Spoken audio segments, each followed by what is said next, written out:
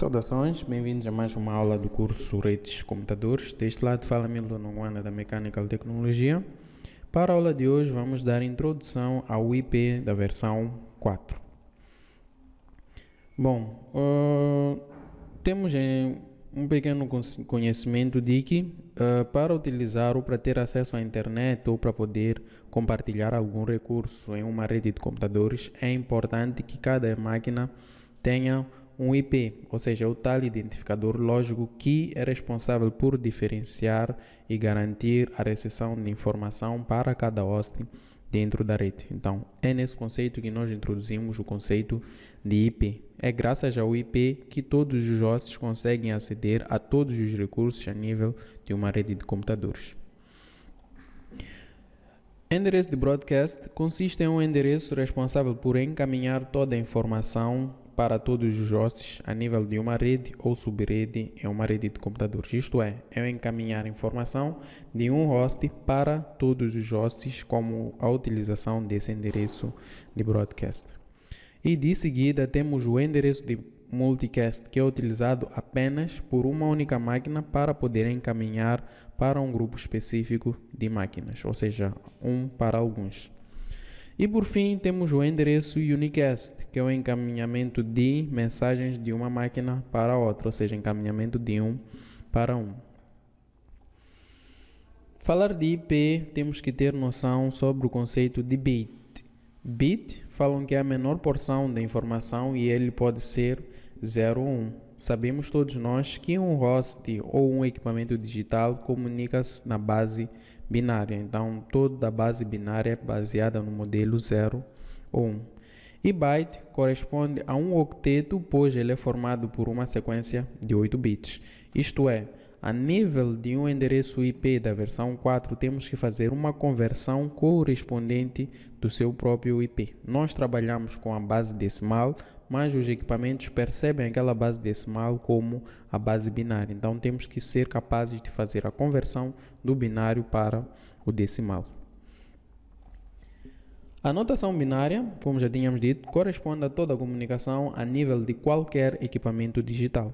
Fora isso, vem a notação decimal, que é o nosso dia a dia como seres humanos, que é a nossa comunicação, seja para contar datas, para contar dinheiro, para contar números, nós utilizamos no nosso dia a dia a base 10. Então temos que garantir uma interrelação entre a base 2 e a base 10. Bom, os bits, como já tínhamos dito, sistema de numeração na ordem 2. Aqui temos um pequeno exemplo de um octeto, ok? Em que nesse octeto temos todos os bits, ok? Os 8 bits que correspondem ao byte, e cada bit representa uma determinada posição e carrega lá um peso. Por exemplo, o bit que está localizado na posição 0 tem um peso 2 elevado a 0, que é igual a 1. O bit que está na posição 5 tem um peso 2 elevado à sua posição, que é a posição 5, que é igual a 32. Para fazer a conversão do binário para o decimal é muito simples. Basta para nós aceitarmos ou validarmos todos os bits que estão em ativo, ou seja, estão em estado on, ok? Porque sabemos que on, ligado, off, para desligado. Então, todos aqueles que estiverem ligados, simplesmente vamos fazer a validação do seu peso. Ou seja, neste caso, neste pequeno exemplo que nós temos aqui, 2 elevado a 3 é igual a 8, 2 elevado a 5, 32 e 2 elevado a 7, 128. Então, vamos fazer a soma de todas essas posições que estão em estado on. Fazendo isso, 128 mais 32 mais 8 vai nos dar esse 168. Isto é, este número binário que nós temos aqui, 10101000, corresponde a 168 quando fazemos a contagem em decimal. Isto é, quando nós estamos a endereçar um IP e discamos 168, automaticamente o computador percebe este binário que tem aí no nosso exemplo.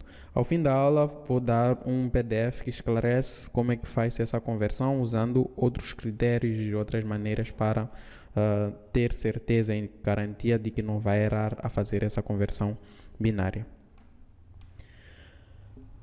Endereço IPv4, esse aqui era o nosso principal foco. Ele é um endereço IP a fim de identificar excepcionalmente um dispositivo de uma rede.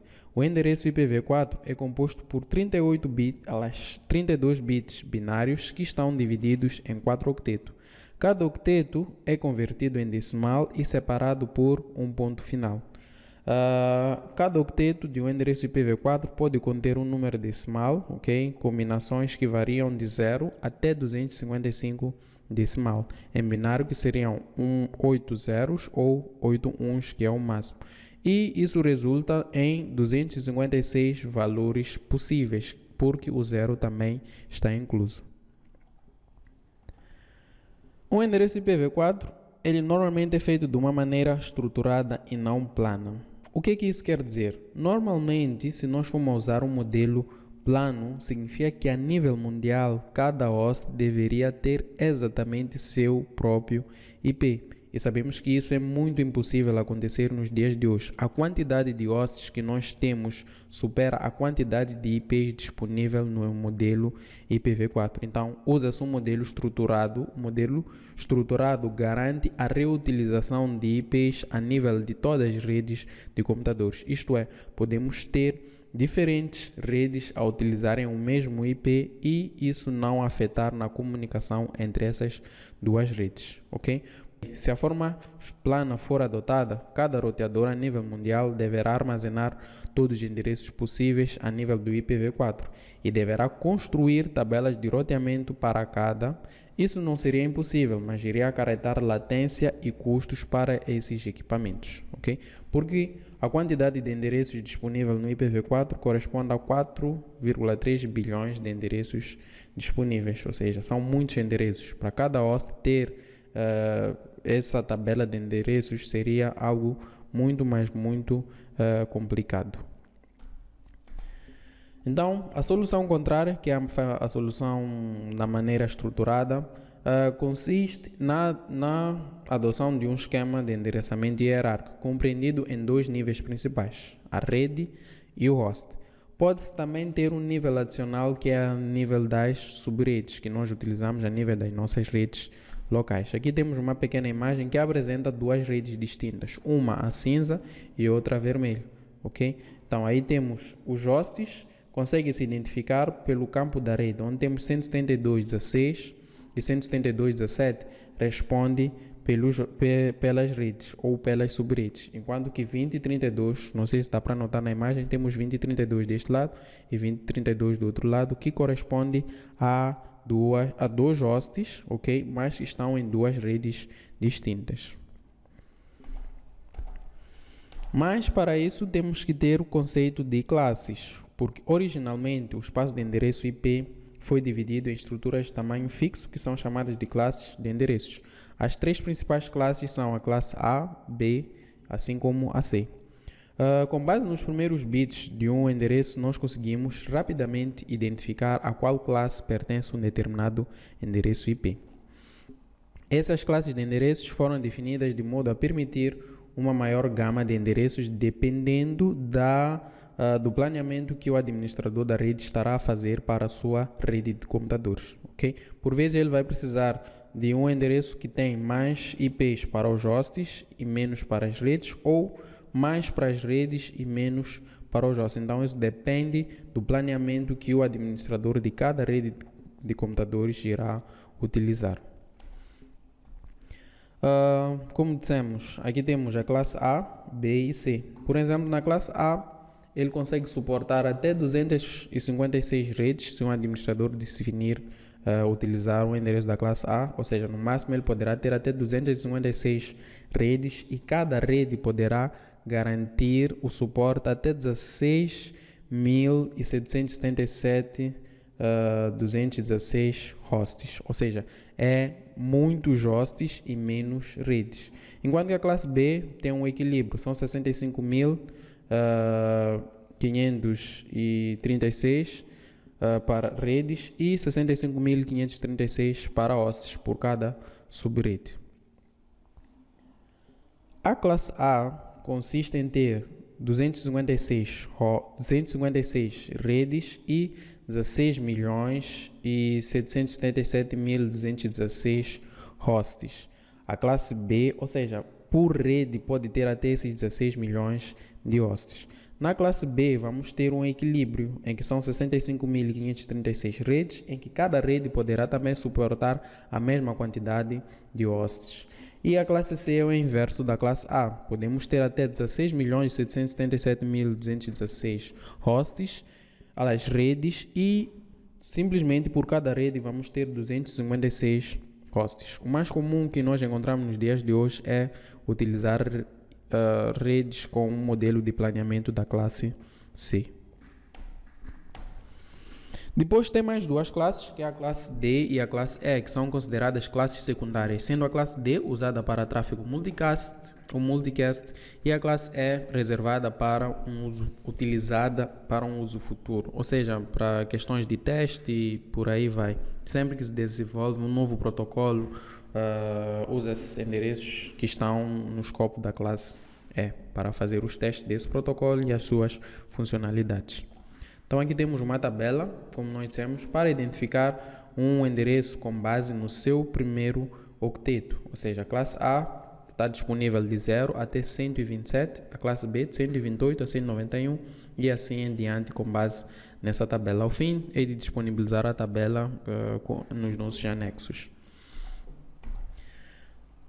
Depois também tem os endereços IPv4 privados, que estes são os utilizados a nível de uma rede local. Eles são utilizados, primeiro ponto, para garantir a reutilização de IPs. Recordam daquilo que falamos no modelo estruturado. O modelo estruturado garante a reutilização de IPs, ou seja, a nível das redes locais, cada rede local utiliza endereços IPs privados.